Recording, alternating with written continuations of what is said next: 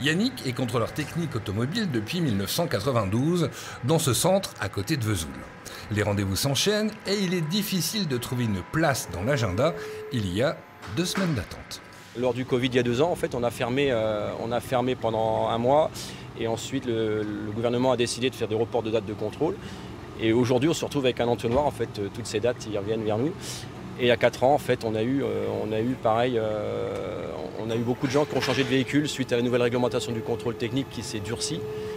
Et ces véhicules qui ont été vendus il y a 4 ans arrivent sur le marché de l'occasion à cette même période, en fait. Autre centre technique et toujours la même problématique. Jérôme est contrôleur depuis 2013.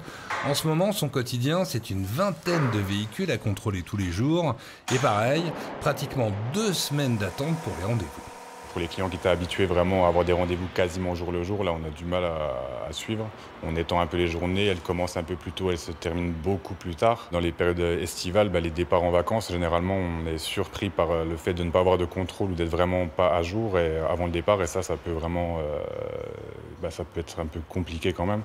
Alors que se profile le contrôle technique des 2 roues de plus de 125 cm3 dès le 1er octobre prochain, le Conseil d'État l'a validé, difficile d'affirmer avec certitude aujourd'hui que tout sera prêt dans les centres techniques pour accueillir les motos. L'agenda des autos est encore bien complet.